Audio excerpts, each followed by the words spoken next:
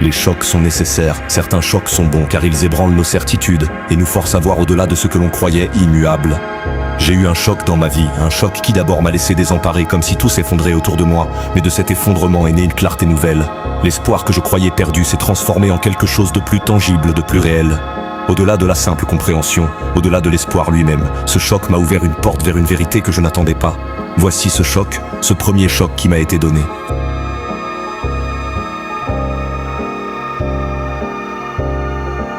Dieu n'existe pas. Et pourtant, c'est de cette non-existence même que découle son existence. Il surgit du néant, un vide qui contient paradoxalement la potentialité de toute chose. Ici, je tente de rendre rationnel ce qui échappe par nature à la rationalité. Comprendre Dieu est une entreprise vouée à l'échec, car il réside hors de la portée de notre logique. Dieu n'existe pas, mais il prend forme dans l'idée même de sa non-existence, comme un reflet du vide d'où tout provient de la même manière que le chiffre du diable est 666. Le chiffre de Dieu est 000.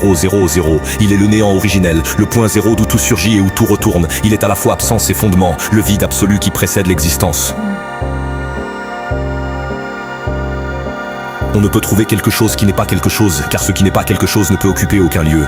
Par sa nature même, Dieu échappe à l'espace, au temps et à toute localisation. Il n'a ni place ni forme, puisqu'il est le néant d'où tout provient, et qui ne peut aucunement siéger en un lieu. Ne cherchez pas Dieu, car vous ne le trouverez jamais. Ne tentez pas de rationaliser cette quête, elle appartient à une sphère qui dépasse l'entendement humain. C'est un paradoxe, un mystère, une frontière entre le vide et la plénitude.